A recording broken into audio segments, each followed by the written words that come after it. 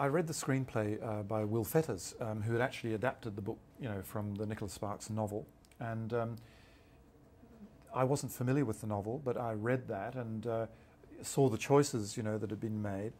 In the process of working further with the writer, we did change, quite a number of things in order to, I think, communicate the idea more clearly visually than the kind of world that the writer can inhabit. And I mean, there were some specifics to that. For example, the idea of the lighthouse, which is in the movie, is not in the book. But it was a way of allowing us to show swiftly and visually just how Logan locates where Beth lives and how he can set about finding her. And so I think in any process of adaptation, there are always changes, because first of all, you can't film the entire novel. So you always have to select, and and you just hope that you're doing it faithfully to the feeling of the book, so that the readers are not sort of ticking off a list of saying, that's changed and that's changed. Rather than that, you want them to just go with the emotional flow, if you like.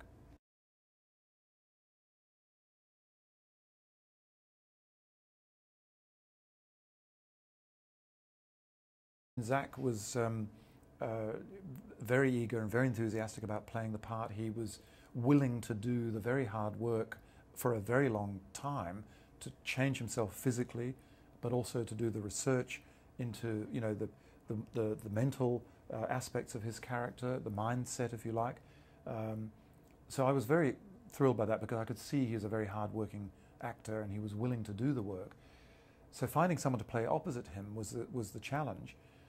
I was really taken by Taylor as an actress. I thought she was extremely well equipped to access her emotions, very complex emotions, but also to make it appear as spontaneous, as if she just thought of it, which is a great skill.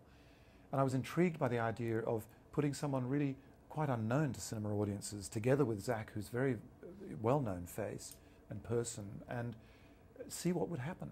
Now, chemistry is another factor, so bringing them together was very important before making that final choice. And as soon as I did, you could see on screen, these two really connected with each other. And I knew that would be a huge asset.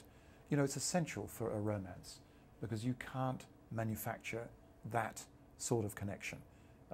And it's fundamental to the feeling that you want to create in the movie.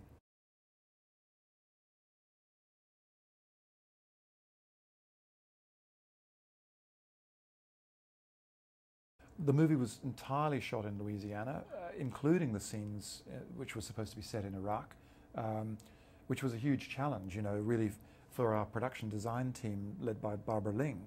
And they were able to pull off a miracle, I think, right next to the Mississippi with this sort of rubble and a little bit of construction.